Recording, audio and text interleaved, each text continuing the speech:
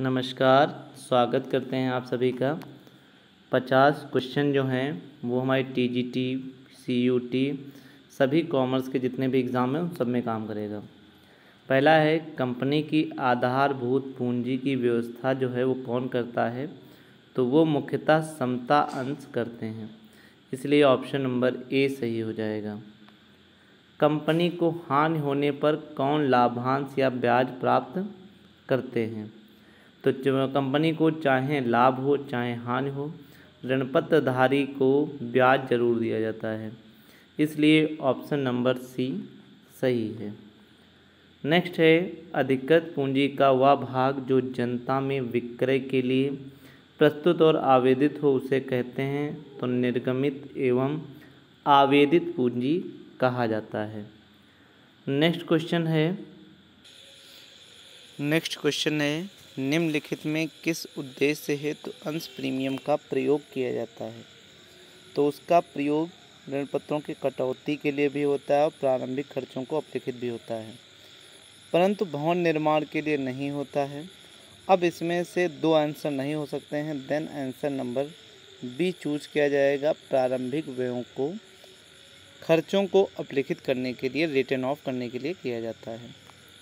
Next question है, नग्न ऋणपत्र इस नाम से पुकारे जाते हैं। नग्न मतलब ऐसे ऋणपत्र जिन पर कोई भी सिक्योरिटीज़ नहीं होती है, उन्हें हम नग्न ऋणपत्र के नाम से जानते हैं। नेक्स्ट है, निम्नलिखित में से किस उद्देश्य हेतु अंश प्रीमियम खाता का प्रयोग किया जाता है? तो ऋणपत्रों के कटौती को भी रिटर्न ऑफ करने के लिए और प्रारंभिक खर्चों को भी रिटर्न ऑफ करने के लिए और शोध यजमान अंशों को प्रीमियम पर शोधन करने के लिए, इसलिए यहाँ पर ऑप्शन नंबर डी सही हो जाएगा। क्वेश्चन नंबर 7 है, मांग ग्राही पूर्वाधिकार पार्टिसिपेटेड जो प्रेफरेंस शेयर होते हैं वो कौन से होते हैं? तो प्रबंध में भाग नहीं लेते हैं, लाभ हानि में नहीं, परंतु समता अंशों के उपरांत वो लोग पार्टिसिपेट करते हैं, इसलिए ऑप्शन नंबर सी सही है। नेक्स्ट क्वेश्चन है, न्यूनतम अंश आवेदन राशि कितनी होनी चाहिए? तो वो जो फेस वैल्यू है उसका कम से कम 5% होना चाहिए, ऑप्शन नंबर सी सही है। नेक्स्ट है, अधिकार ऋणपत्र निर्गमन का कारण है, तो उसका कारण क्या हो सकता है? वो वर्किंग कैपिटल को भी बढ़ाने के लिए और स्थायी संपत्ति के वित्त के लिए, तो ये गलत है। जन निक्षेप पर कंपनी की निर्भरता को कम करने के लिए, तो ए और सी सही हैं, इसलिए ऑप्शन नंबर डी यहाँ पर सही है। नेक्स्ट क्वेश्चन है 10, निम्नलिखित प्रतिभूतियों में कौन से शोधनी नहीं बनाई जा सकते हैं? मतलब जिनको शोधन नहीं किया जा सकता है, तो वो हमारे केवल इक्विटी शेयर्स ही होते हैं, तो 10 का ए नंबर सही है। नेक्स्ट है क्वेश्चन नंबर 11, एक सीमित दायित्व वाली कंपनी ने 10 रुपये वाले 30 अंशों को जब्त किया, जिन पर 3 रुपये आवंटन, 4 रुपये प्रति अंश याचना का भुगतान किया गया। ये अंश जब्त कर 8 रुपये पर की दर से पुनः निर्गमन कर दिया गया। तो इसमें यह है कि यहाँ पर ये भुगतान है कि भुगतान ना किया गया, क्वेश्चन लगेगा तब ये सही होगा। तो 4 और 3 7 नहीं किया गया, इसका मतलब 3 किया गया, तो 30 × 3 कितना हो जाएगा?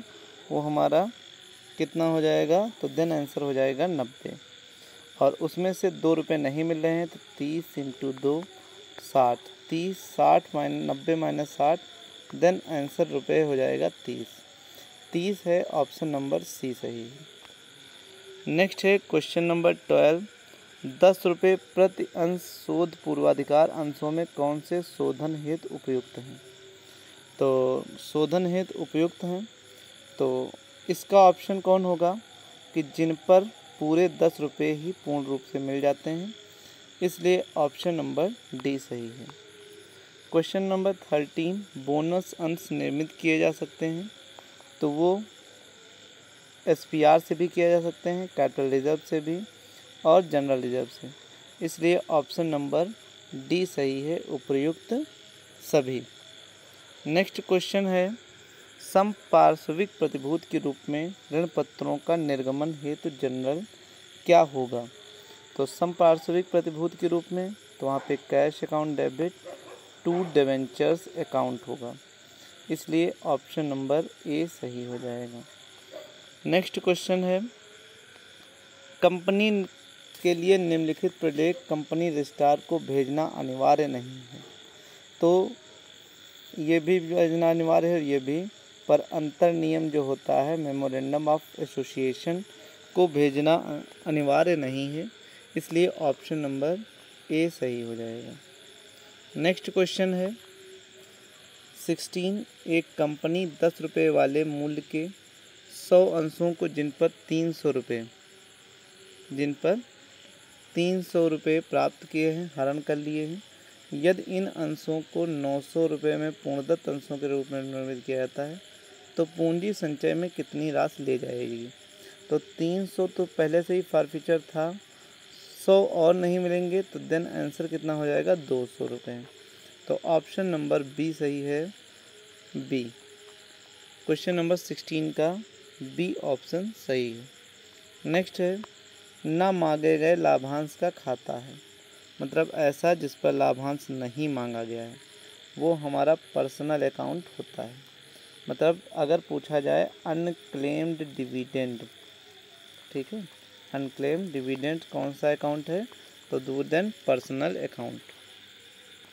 ऋण पत्रों के निर्गमन पर कमीशन की मात्रा सीमित करती है, तो ऋण पत्रों के निर्गमन पर अधिकतम 2.5% से ज़्यादा नहीं हो सकती है, इसलिए ऑप्शन नंबर बी सही है।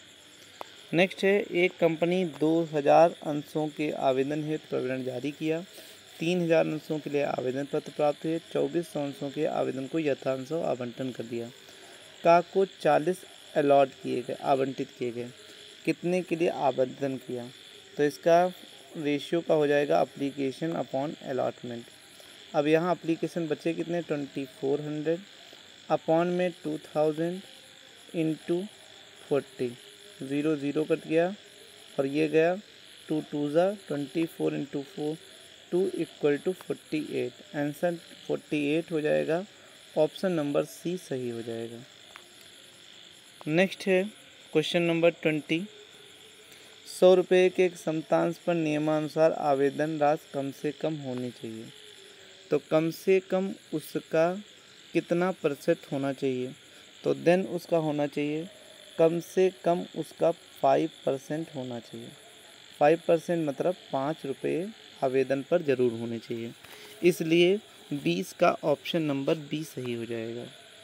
नेक्स्ट क्वेश्चन है, जहां प्रस्तावित लाभांश प्रदत्त पूंजी के 20% से अधिक हो, वहां लाभ का कौन सा प्रतिशत कोष में हस्तांतरित किया जाता है? तो इस दशा में जो है वो कितना अगर किया जाता है, अगर आपसे पूछा जाता है तो ऑप्शन सी हो जाएगा, 10% किया जाता है, तो इसका ऑप्शन नंबर सी सही हो जाएगा। अंशों के निर्गमन पर छूट अधिकतम कितनी होती है? तो ये निर्गमन पर छूट जो होगी वो अधिकतम 10% से ज़्यादा नहीं हो सकती है, इसलिए इसका ऑप्शन नंबर बी सही हो जाएगा। यदि कोई कंपनी तालिका ए ग्रहण करती है तो उसे अग्रिम याचना पर ब्याज का भुगतान कितना करना पड़ेगा? तो कॉल्स इन एडवांस पर 6% और कॉल्स इन एरियर पे 5%, यहाँ पे ऑप्शन नंबर सी सही हो जाएगा। नेक्स्ट क्वेश्चन है 24 में कह रहा है कि जब्त किए गए अंशों को सम्मिलित किया जाता है, तो किस में सम्मिलित किया जाता है ये क्वेश्चन है। तो उसमें निर्गमित पूंजी में भी किया जाता है और पेडअप में भी, इसमें शामिल नहीं किया जाता है, तो इसलिए ऑप्शन नंबर डी सही हो जाएगा। नेक्स्ट क्वेश्चन है, निम्नलिखित में से कौन सा कथन सही है? ऋण पत्रों पर ब्याज लाभ पाने पर ही देय होता है, तो ये एक सही ऑप्शन है। ऋण पत्रधारी कंपनी के सदस्य होते हैं तो नहीं होते हैं, ये एक लेनदार होते हैं, ऑप्शन नंबर 25 का बी भी मिल गया। फिर है ऋण पत्रों को सहायक प्रतिभूति के रूप में जमा करने पर चिट्ठी में एक नोट के रूप में लिख देना होता है। तो ये भी सही है। तो और पूछ यहाँ पे सही ही रहा है, तो सही में सी ही हो जाएगा। यहाँ पे ये तो गलत था, तो इसलिए यहाँ पे ऑप्शन नंबर सी हो जाएगा, क्वेश्चन नंबर 25 का सी। नेक्स्ट है 26, बोनस अंशों का निर्गमन निम्नलिखित में से किससे हो सकता है? तो प्रॉफिट से भी हो सकता है, कैपिटल रिजर्व से भी, जनरल रिजर्व से भी, तो इसलिए ऑप्शन नंबर डी हो जाएगा, ऑल ऑफ द अबव से हो जाएगा। अगला है क्वेश्चन नंबर 27, अपरिवर्तनीय ऋण पत्र होते हैं, मतलब जिनको हम परिवर्तन नहीं कर सकते हैं, उन्हें हमें कहाँ लिखा जाता है? तो वो एक ऋण पूंजी के रूप में होता है, इसलिए यहाँ पर ऑप्शन नंबर बी सही हो जाएगा। जब कंपनी अपनी पूंजी का एक भाग समापन के समय मांगने के लिए सुरक्षित कर लेती है तो इसे कहते हैं, मतलब सिक्योर कर लेती है, तो उसे हम संचित पूंजी के नाम से जानते हैं, इसलिए 28 का ए नंबर सही हो जाएगा। अंशों के निर्गमन पर प्रीमियम का निर्धारण निम्नलिखित द्वारा किया जाता है। किसके द्वारा किया जाता है, ये क्वेश्चन पूछा गया है। तो प्रीमियम जो भाई ले रहा होगा, लेगा कौन? तो ये तो लेंगे नहीं, तो इसलिए यहाँ पर ऑप्शन हो जाएगा, जो कंपनी इशू कर रही है उस कंपनी को ही प्रीमियम का डिसीजन करने का राइट्स होता है। क्वेश्चन नंबर 30 है, स्थिर पूंजी की व्यवस्था होती है, कैसे हो सकती है? वो नए शेयर्स को इशू भी करके, डिवेंचर्स को भी इशू करके, और loan from the industrial financial institutions, इसलिए ऑप्शन नंबर डी सही हो जाएगा। नेक्स्ट नंबर, अंशों के निर्गमन पर देय कमीशन, मतलब अंशों पर अगर कमीशन कितना होता है, तो यहाँ पर कन्फ्यूज़न मत क्रिएट करिएगा, तो वो 5% होता है, और ऋण पत्रों पर जो होता है वो इतना होता है 2.5%, और शेयर पर कितना होता है तो 5%। ये हमारा सबसे ज़्यादा इम्पोर्टेंट क्वेश्चन है। एक अंशधारी को भुगतान किए जाने वाले लाभांश के निर्धारण का आधार क्या होता है? तो आपसे पूछा जाए तो उससे जो भी अविदत्त पूंजी होती है उसके भी बेस पर निर्धारण आधार होता है। नेक्स्ट क्वेश्चन है, न मांगे गए लाभांश चिट्ठी में दायित्व के अंतर्गत कहाँ पर लिखे जाते हैं? तो कहाँ दिखाए जाते हैं? तो वो हमारे करंट लायबिलिटी के अंतर्गत ही आते हैं, तो इसलिए ऑप्शन नंबर 33 का सी सही हो जाएगा। नेक्स्ट है क्वेश्चन नंबर 34, एक कंपनी अपने ऋणपत्र बाजार से क्रय करती है, बाद में उन्हें निरस्त कर देती है और ऋण पत्रों को निरस्तीकरण पर लाभ को अंतरित किया जाता है। तो कहाँ किया जाता है? तो उसको डिवेंचर्स अकाउंट में ही किया जाता है, इसलिए ऑप्शन नंबर डी सही हो जाएगा। नेक्स्ट है, अंश अपहरण खाते में फॉरफीचर्स जो अमाउंट होता है उसका बैलेंस अमाउंट कहाँ ट्रांसफ़र किया जाता है? तो उसका बैलेंस अमाउंट कैपिटल रिजर्व में ट्रांसफ़र किया जाता है, ऑप्शन नंबर सी सही हो जाएगा। नेक्स्ट है, निम्नलिखित में कौन से जोड़ का मेल सही नहीं है? यहाँ पे पूछ रहा है गलत, ये सबसे बड़ा है।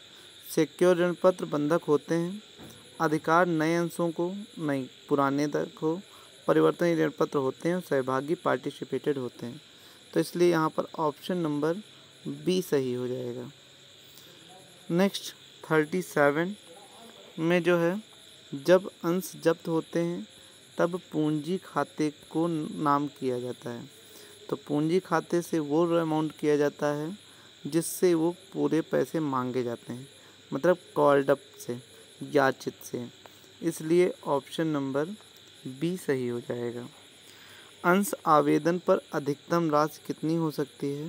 तो अंश आवेदन पर अधिकतम जो हो सकती है वो फेस वैल्यू का निर्गमन के 50% तक हो सकती है, इसलिए ऑप्शन नंबर डी हो जाएगा।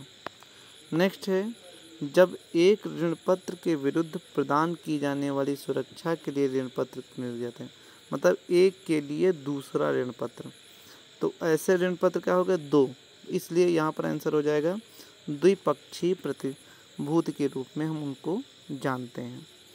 नेक्स्ट क्वेश्चन है 40 नंबर, ऋण पत्रों के निर्गमन की दशा में अभिगोपन कमीशन तथा दलाली अधिक नहीं हो सकती है। तो अभी हमने बताया था कि शेयर पे 5% और ऋण पत्रों पे 2.5%, इसलिए ऑप्शन नंबर बी सही हो जाएगा। क्वेश्चन नंबर 41, जब सभी जब्त अंशों को पुनर्निर्मित करने के पश्चात जब्त अंश लेखे में बची जमा शेष का अंतरण किया जाता है, तो कहाँ किया जाता है? तो वो सामान्य आरक्षित निधि में किया जाता है, इसलिए इसका ऑप्शन नंबर ए सही हो जाएगा। नेक्स्ट है आवरणहीन ऋणपत्र होते हैं, मतलब जिनके पर कोई आवरण ना हो, मतलब जिन पर कोई भी ब्याज पहले से ना हो, इसलिए इसका ऑप्शन नंबर डी जो है वो सही हो जाएगा। परंतु कभी कभी इसका एक दूसरा भी लेते हैं जो किसी प्रकार से आरक्षित नहीं होते हैं, वो भी आवरण पढ़ाते हैं। अब वो आयोग पर डिसीजन करता है कि वो ए मानती है कि डी मानती है। फिलहाल इस बुक में तो दोनों लोगों ने इसका व्याख्या किया है। नेक्स्ट है 43 कि जब्त किए गए अंशों के जब्ती के समय अंश पूंजी खाते को क्या किया जाता है कि जब्त किए गए अंशों मांगी गई रकम से उसे डेबिट किया जाता है। ऑप्शन नंबर सी सही हो जाएगा। नेक्स्ट क्वेश्चन है प्रविरण निर्गमन के दिन से एक कंपनी अंशों का आवंटन नहीं कर सकती है, मतलब वो कब तक नहीं कर सकती? जब तक उसके 5 दिन कंप्लीट ना हो जाएं, मतलब 5वें दिन के प्रारंभ तक नहीं कर सकती है। कंपनी अधिनियम के अनुसार आरक्षित पूंजी निर्गमित की जाती है, कहाँ की जाती है? तो ये इसका आंसर हो जाएगा लिमिटेड कंपनी की समाप्ति पर अंश पूंजियों के अप्रार्थित हिस्से के प्रार्थित करने के लिए। ऑप्शन नंबर सी सही हो जाएगा। क्वेश्चन नंबर 46 है जब कंपनी ऋणपत्र रद्द करती है तो रद्द होने पर लाभ हानि कहाँ हस्तांतरित करती है? तो उसे कैपिटल रिजर्व में ट्रांसफ़र करती है। ऑप्शन नंबर डी सही हो जाएगा। नेक्स्ट क्वेश्चन है कंपनी टेबल 1 अपनाती है, अग्रिम मांग पर अदायगी पर कंपनी को ब्याज देना पड़ेगा, तो आंसर हो जाएगा 6%। ऑप्शन नंबर सी सही हो जाएगा। नेक्स्ट है कहाँ चला गया लास्ट में, एक सेकंड। क्वेश्चन नंबर 48 हो जाएगा एक कंपनी 10% छूट पर प्रति शेयर के अनुसार 10,000 शेयर को निर्मित करती है। एप्लीकेशन पर इतना है, अलॉटमेंट पर इतना, फर्स्ट 100 शेयर होल्डर्स ने फाइनल कॉल नहीं दिया। जब्त किए गए पूंजी खाता डेबिट कितने से होगा? तो इसका ऑप्शन यहाँ पर हो जाएगा 650 रुपये से। तो यहाँ से 48 जो है 48 का ए हो जाएगा। नेक्स्ट क्वेश्चन है 49 कंपनी अधिनियम 1956 की अनुसूची 1 की सारणी के अनुसार बकाया मांगों पर ब्याज कितना होता है? तो वो आंसर हो जाएगा 5%। ऑप्शन नंबर ए सही हो जाएगा।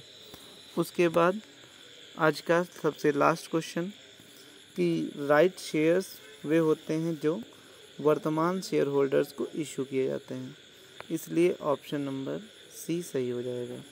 तो ये हमारे आज के 50 क्वेश्चंस थे। आप लोग अधिक से अधिक लाइक, शेयर एंड सब्सक्राइब करिए। Thank you.